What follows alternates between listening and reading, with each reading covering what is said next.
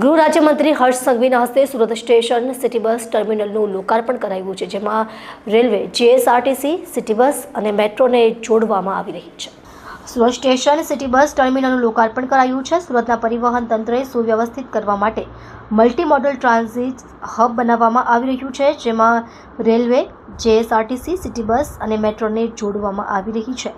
સુરત શહેર railway station પર રોજના 20,000 કરતાં વધારે પ્રવાસી મુસાફરી કરે છે, જેના ભાગરૂપે રેલવે સ્ટેશન પાસે નવું સિટી બસ ટર્મિનલ બનાવવામાં આવ્યું હતું. રેલવે સ્ટેશન પાસેથી 26 રૂટની મનપાની 353 સિટી બસ દોડી રહી છે, એટલે કે દરરોજની 4,500 ટ્રીપ આ બસો દ્વારા સંકળવામાં આવી રહી છે.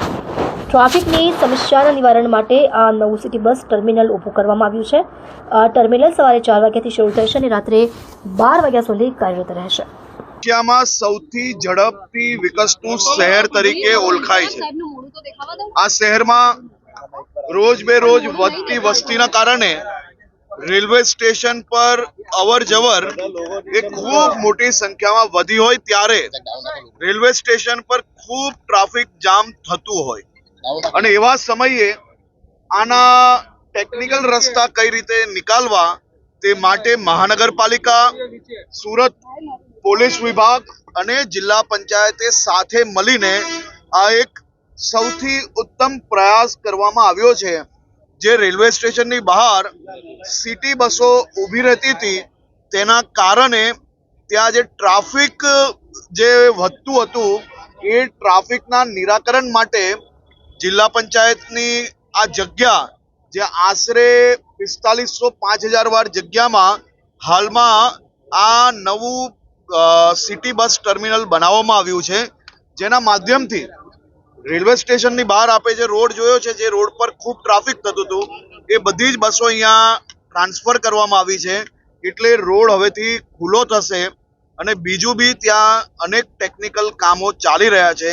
આવનારા દિવસોમાં એ કામગીરી બી કરવામાં આવશે, જેથી લોકોનો ટ્રેન પકડવામાં જે ક્યાંક મોડું વહેલું થતું હોય તો એવું ના થાય અને સમયસર એ લોકો રેલવે સ્ટેશન પહોંચી શકે તે માટે આ વ્યવસ્થાઓ કરવામાં આવી રહી છે. બીજું કે ડેલીના હજારો વાહનો જેનું પેટ્રોલ ડીઝલ આના કારણે ખૂબ મોટા પ્રમાણમાં બચશે, જે શહેર માટે, આપણી ઇકોનોમી માટે ખૂબ જ ઉપયોગી છે.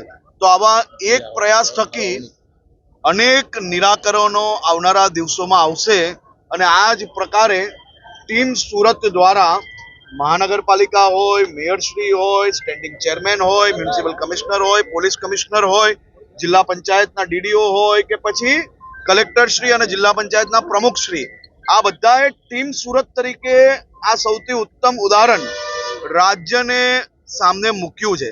કારણ કે રાજ્ય સરકારના કોઈ બી પ્રકારના હસ્તક્ષેપ વગર લોકલ ટીમે સાથે મળીને આ એક ઉત્તમ ઉદાહરણ રાજ્યમાં પેશ કર્યું છે. તે બદલ આખી ટીમ સુરતને હું ખૂબ ખૂબ અભિનંદન આપું છું.